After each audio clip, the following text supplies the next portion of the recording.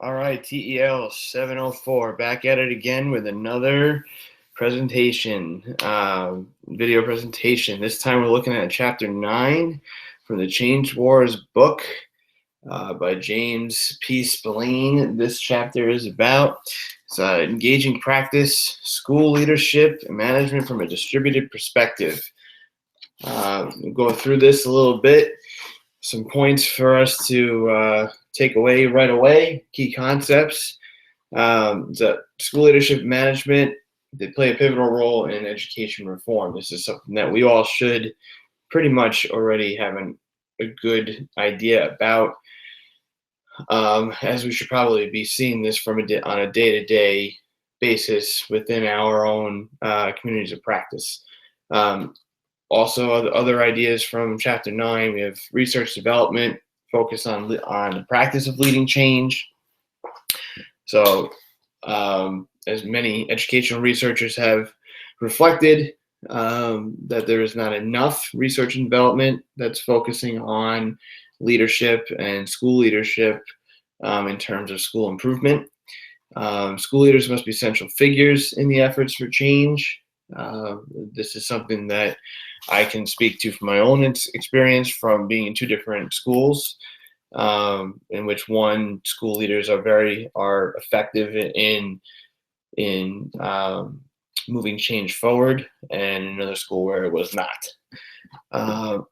We'll look at some distributed perspectives and how distributed perspective works on designing change and moving change forward, and also how diagnosing the problem helps in moving change forward at a much more rapid pace.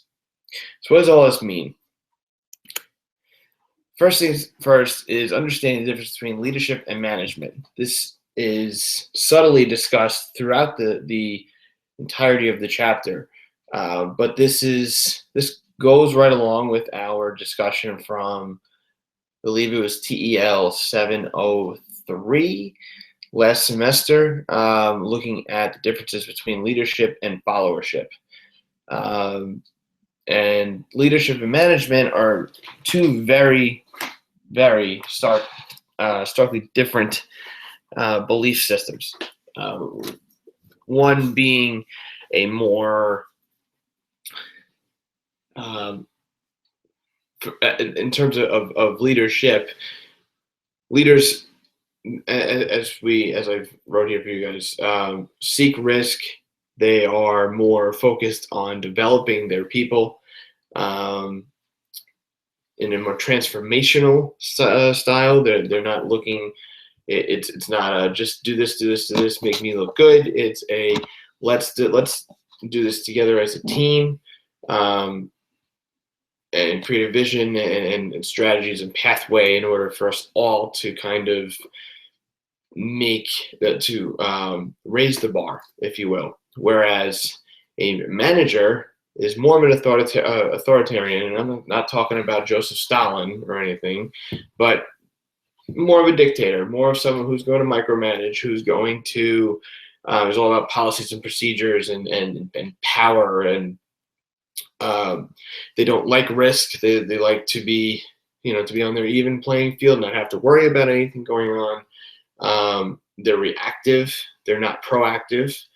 They like to maintain the status quo and not shake the boat. So the two big things I have here are that leaders have followers and managers have subordinates. So how does that play into what we're talking about today? So there's this case for practice in practicing leadership and management, and how practicing leadership is what will really help push change forward. And one of the quotes that I pulled for us from chapter 9 is that the strength of leadership as an influencing relation rests upon its effectiveness as activity. So leadership is essentially an activity. It is not just this overarching thing that one gets as a result of a designated position. The leadership is reflective of all types of examples. For example, within the New York City Department of Education, the teacher evaluation system is one way to look at how leadership drives management. And I'll show you what I'm talking about. So the practice example for leadership. This kind of came to mind because Spillane uses the teacher evaluation system as an example. So I just figured I would take that and just kind of break it down even more for you to see how it correlates to what I am used to. And within this, so we have for the New York City Department of Education having to do with our teacher evaluation system and teacher observations. We have two types. There's informal and formal observations. I'm sure this is similar across the board, but there are going to be differences as well.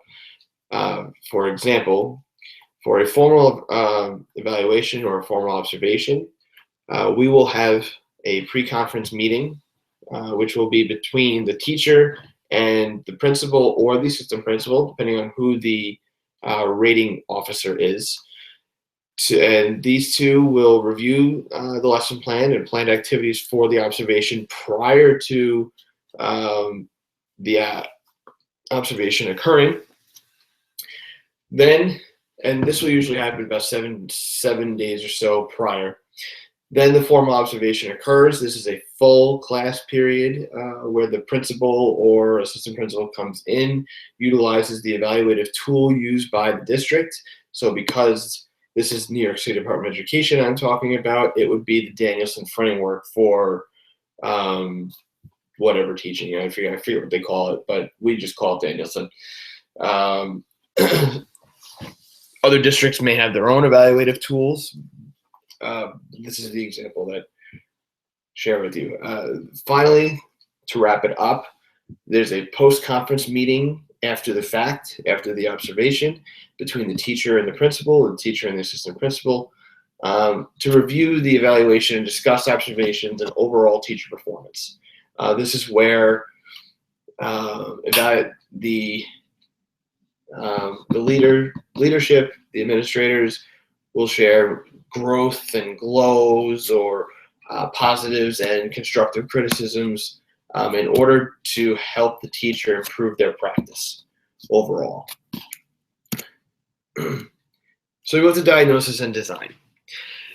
When we think about problems within a school, problems within a community of practice, our problems of practice, we have all diagnosed what the problem is prior to jumping into what we want to do as far as fixing it, because we want to make sure that the change is as detailed and as effective as possible.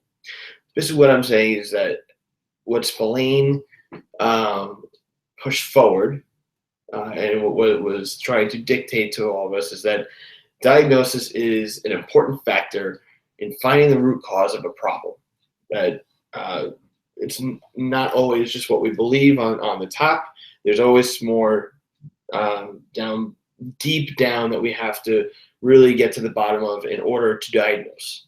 So for example, Spillane utilized teacher absenteeism for a potential problem with a school that has recently come under fire for issues or in need of a school improvement plan. In addition, something I came up with was a considerable dip in student standardized assessment scores. So in New York, we have Regents exams at the end of every year for the subjects. So this year I taught United States history, which is 11th grade students, and we just got our grades back. My school had a 93% pass rate, which was amazing, much better than it usually is. Whereas other schools may be in the 60s and 70%. Those schools, if they had a considerable dip, may now be looking at diagnosing, well, what happened? Through the diagnosis, we then can move on to the design of a school improvement.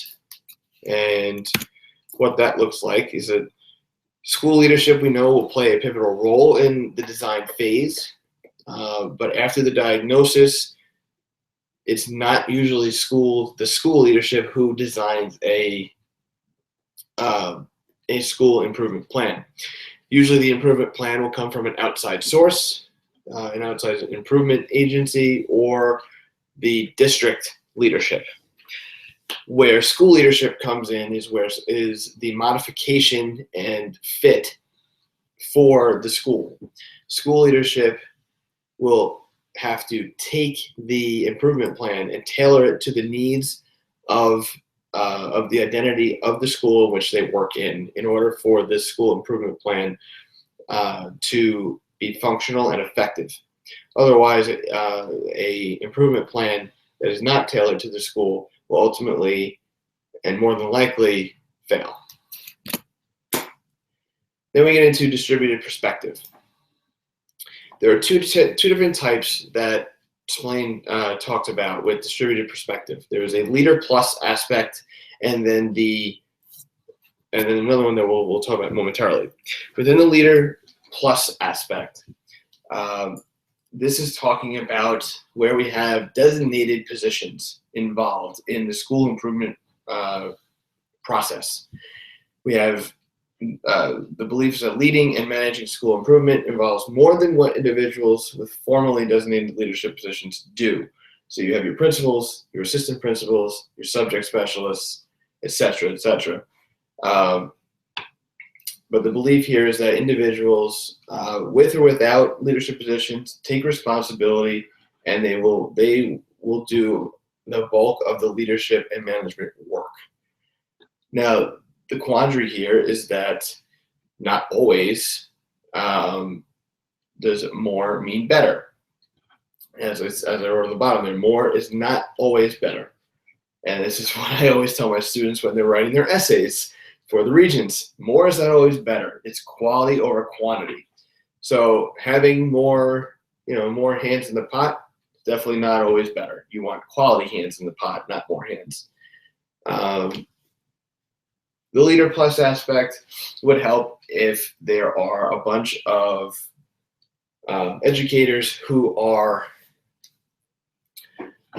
have bought into the school improvement plan and are not miffed in any way by not having the position title or have a great understanding of a team atmosphere, which is more of a practice side of the house, not a leader plus side of a house belief. Which brings us to practice. So the practice aspect it's a focus of leadership, not on designated positions. That the practice of leadership is distributed amongst all within the school community, the community of practice. We are looking at leading and managing, and the practice of all leading and managing through different aspects of a school improvement.